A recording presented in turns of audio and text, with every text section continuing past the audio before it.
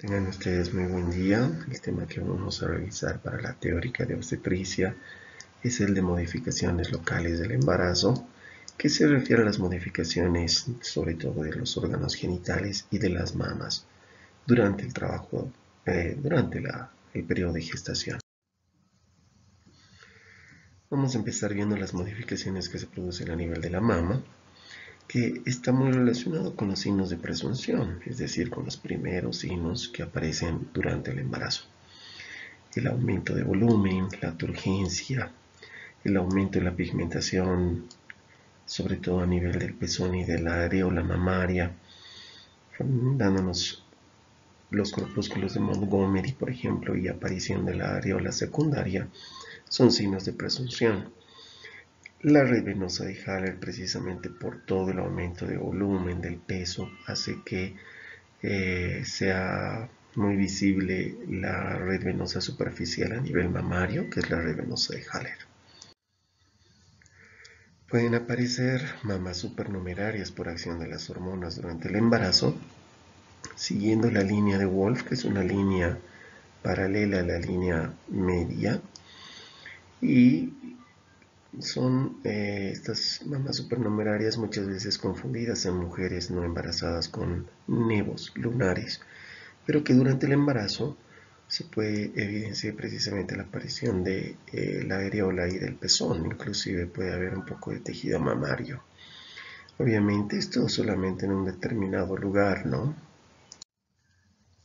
En cuanto a las modificaciones histológicas, en la mama sí hay una hiperplasia, hay abundante hiperplasia y proliferación glandular del tejido celuloadiposo y empieza desde un principio la formación de calostro.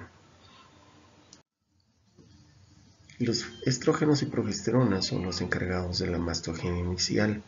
La progesterona sobre todo tiene injerencia sobre el crecimiento del alvéolo mamario y los estrógenos sobre los conductos galactóforos. En cuanto a la piel, tenemos el aumento de la hormona melanotropa, que produce precisamente la aparición de la línea alba o blanca, que puede estar supra o infraumbilical, sobre todo infraumbilical. Hace que las cicatrices previas se vuelvan oscuras, negruzcas, y por la distensión excesiva que sufre la piel a nivel abdominal por el crecimiento uterino, hace que se rompan las fibras elásticas dando lugar a las estrías. Esta ruptura de fibras elásticas hace que aparezcan las estrías que lastimosamente son irreversibles, no desaparecen. Puede también causarnos diástasis de los rectos, porque la progesterona se caracteriza precisamente por ser una hormona de relajación, produce mucha relajación. Es por eso que muchas pacientes después del embarazo llegan a tener hernias infraumbilicales o umbilicales o subparumbilicales, ¿no? Los cambios a nivel vaginal, como el signo de Chadwick, que es la coloración azulada violácea de la vagina, por el aumento de la vascularización. La vagina sufre un cambio del grosor, su distintibilidad y turgencia con una característica terciopelada por la imbibición acuosa que sufre la vagina, como una forma, todo esto como una forma de prepararse para el momento del parto, por la gran distensión que va a sufrir por el pasaje del feto. Los cambios en la citología vaginal están regidas por cambios hormonales que producen una descamación grumosa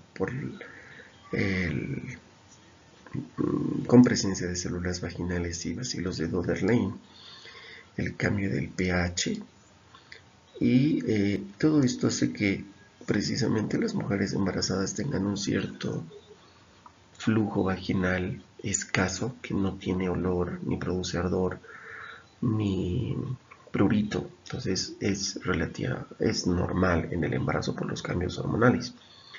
Si la paciente viniese con un flujo abundante, maloliente, que produce ardor, escozor, ese ya es un flujo patológico que hay que ser tratado. Y una vez tratado, siempre va a quedar este flujo blanquecino sin que no causa molestias. Eso hay que explicar a la paciente embarazada.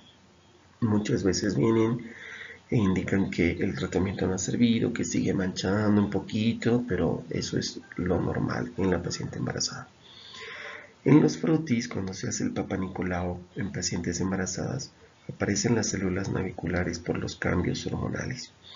Estas células naviculares son muchas veces confundidas con neoplasias intraepiteliales cervicales. Por eso siempre hay que avisar al patólogo que la paciente está embarazada para que el patólogo haga un buen diagnóstico y no nos asuste con una neoplasia. El útero es el órgano que sufre los mayores cambios. Fíjense ustedes que de 70 gramos aumenta a 1000 gramos en promedio, puede aumentar más. Su capacidad de 10 ml aumenta de 5 a 10 litros, puede ser más en los casos de embarazos múltiples. Y esto es sobre todo por una hipertrofia. También hay hiperplasia, pero sobre todo hipertrofia causada por los estrógenos sobre las poliaminas. Estas son las poliaminas que permiten precisamente la hipertrofia del músculo uterino, permite su elongación, su crecimiento, y eso permite que se adelgace de 3 centímetros a 1,5. Sabemos que el útero tiene 3 capas musculares, una interna, que es longitudinal, una media, que es prácticamente espiralada, y una interna, que es circular, mejor dicho, una media, que es espiralada, y la externa, que es longitudinal, como vamos a ver en gráficas posteriores. Las contracciones son las A de Álvarez, que son localizadas en un lugar determinado del útero, puede ser en la cara anterior o en la cara posterior, y que muchas veces por ecografía son confundidas con miomas. Obviamente no causan dolor. Las B son las de Braxton Hicks, que no tienen dolor tampoco, pero ya son percibidas por la mamá. El útero se pone duro y a medida que va creciendo el embarazo, pues va aumentando su frecuencia. Y las contracciones tipo C son las que se presentan en el trabajo de parto. Acá tenemos un gráfico donde se muestra la capa muscular externa, que es longitudinal, partiendo prácticamente de uno de los cuernos hacia las trompas en sentido inferior. La capa muscular interna, que es circular, va como en círculos hasta todo el útero, ¿no? Círculos. Y la capa muscular media, que es como vamos a ver, como un tirabuzón o un resorte. Esta es la capa muscular media, que parece un resorte o un tirabuzón. Aquí vemos la capa circular, que es la interna, la longitudinales, y cómo se van entremezclando en ambos lados, la capa muscular interna circular. Esta es la capa muscular media. Fíjense que la distribución de sus fibras hace que al contraerse el músculo prácticamente es como un resorte de un reloj antiguo, que mientras más se contrae, más se comprime, más se reduce el espacio entre ellas, y por lo tanto colapsa los vasos. Al colapsar los vasos evita una hemorragia, y de esta forma se llega a formar el globo de seguridad de Pinart después del parto, para evitar las hemorragias puerperales. Entre los cambios morfológicos que sufre el útero, que es inicialmente piriforme, después se torna globuloso al tercer mes, a las 12 semanas recién sale de la pelvis, es decir, recién sale del hueco pélvico y no está oculto por el pubis. A las 20 semanas llega al ombligo, a la cicatriz umbilical, y en un embarazo a término el fondo uterino llega al apéndice sifoides. Entre lo que es el apéndice sifoides y el ombligo, cuando está a la mitad, el fondo uterino, nosotros decimos que está prácticamente aproximadamente de unas 34 semanas. Cuando está un poquito más arriba, 35, 36, hasta llegar al apéndice sifoides. Cuando está un poquito menos de la mitad entre el apéndice sifoides y el ombligo, decimos que está de 33, 32. Es más o menos la forma clínica de determinar la edad gestacional cuando la mamá no recuerda sobre todo la fecha de última menstruación. Fíjense cómo el gasto cardíaco de un 1% aumenta de 1 a 25, de 20 a 25%, llegando hasta 650 ml por minuto del gasto cardíaco que llega a utilizar el útero. El útero es elástico, como hemos visto, tiene sensibilidad, tiene irritabilidad. Sensibilidad porque si nosotros, sensibilidad nula porque nos permite hacer, por ejemplo, las maniobras de Leopold. Pero si nosotros molestamos mucho al útero, se irrita y puede empezar con contracciones. Y hemos visto que tiene contracciones tipo A, B y C. Y la retractilidad, que su característica es de modificar su tamaño de acuerdo al contenido. Por ejemplo, si se rompe la bolsa y sale líquido, el líquido hace que disminuya la cantidad dentro del útero, por ende el útero se contrae. Pero no va a empezar contracciones uterinas, sino que se va a retraer para adaptarse al tamaño de su contenido. Este es un útero con el signo de Pliskacek, que es prácticamente la deformación de uno de los cuernos del útero por la implantación del huevo fecundado. En cuanto a las modificaciones del cérvix, también aumenta la vascularidad y el edema, cianosis, lo que junto con la vagina representa el signo de Jacquemin-Chadwick. El orificio cervical externo es cerrado en nulíparas y abierto en las multíparas, como vamos a ver. El 90% del tejido en el cérvix es tejido conectivo, lo que permite dilatación y borramiento. Es extensible, sensible e irritable. Y da lugar también a la formación del segmento inferior. ¿Qué es el segmento inferior? Acá vamos a ver, este es el cuello de una nulípara comparado con el cuello de una multípara. El orificio cervical externo es cerrado en la nulípara, mientras que es en forma de apagavelas en la multípara. El orificio cervical interno y el orificio cervical interno. Entonces, muchas veces las multíparas confunden con inicio de trabajo de parto porque tienen el orificio cervical externo normalmente abierto, pero el orificio cervical interno está cerrado. Entonces, este es un cuello de multípara sin trabajo de parto. Para que tenga trabajo de parto tendría que tener dilatación también del orificio cervical interno.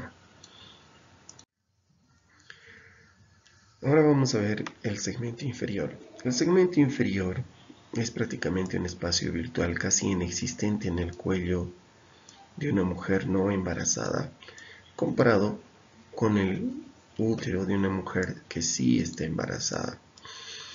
Fíjense ustedes que aquí está el orificio cervical externo, aquí está el orificio cervical externo en el embarazo y el orificio cervical interno de el útero con embarazo con el orificio cervical interno del no embarazado. Prácticamente el segmento inferior se llega a formar entre lo que es el orificio interno, que es el límite inferior del segmento inferior, y el anillo de Bandel, que es el límite superior del segmento inferior. ¿Qué es el anillo de Bandel?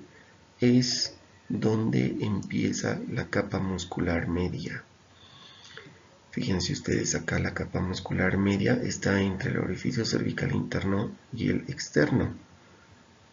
En cambio, en un embarazo, prácticamente ha subido lo que va a representar la capa muscular media. Y donde está la capa muscular media ya representa toda esta parte para acá arriba, el fondo uterino. Este es el segmento inferior, que está entre el OCI y el anillo de Bandel. Prácticamente el anillo de Bandel entonces es donde empieza la capa muscular media. Está también la vena coronaria como otro detalle anatómico. Y la característica de este segmento inferior es que el peritoneo es despegable. Este peritoneo se puede desprender. Es en este segmento inferior que nosotros agarramos el peritoneo con una pinza, lo jalamos y vemos de dónde a dónde está yendo el segmento inferior. Y hacemos la incisión para la cesárea. Por eso la cesárea se llama segmentaria, porque hacemos la incisión en el segmento inferior. Cesárea segmentaria. Este es otro dibujo donde se puede observar cómo el segmento inferior en un útero no gestante es prácticamente casi virtual, inexistente, y cómo crece durante el embarazo. Acá representa el orificio cervical interno y este es el anillo de Bandel, que es el límite superior, orificio cervical interno, el límite inferior. Todo esto es el fondo uterino, el cuerpo del útero. Este es el segmento inferior.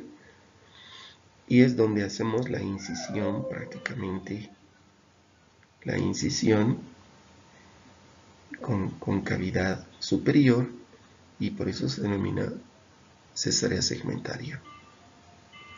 Cuando la placenta se inserta a este nivel, se denomina placenta previa, porque normalmente la placenta debería estar en el fondo. Obviamente la placenta puede insertarse en la cara anterior, en la cara lateral, en la cara anterior o en la posterior. ¿Qué pasa con los ovarios? Prácticamente en los ovarios se suprime la ovulación, por lo tanto desaparecen todo tipo de quistes, pero no es necesario que te embaraces para suprimir la ovulación. Eso se puede hacer tranquilamente con hormonas, ¿no? Y la formación de cuerpo lúteo después de que el ovario ha liberado el óvulo, ese folículo se transforma en el cuerpo lúteo, cuerpo amarillo, que forma la progesterona, que va a proteger que ese embarazo no termine en un aborto, en un fracaso. Hasta que el propio embarazo empieza a formar su propia progesterona en la placenta y el cuerpo lúteo desaparece. Muchas de las mujeres que tienen abortos recurrentes, por ejemplo, tienen insuficiencia del cuerpo lúteo.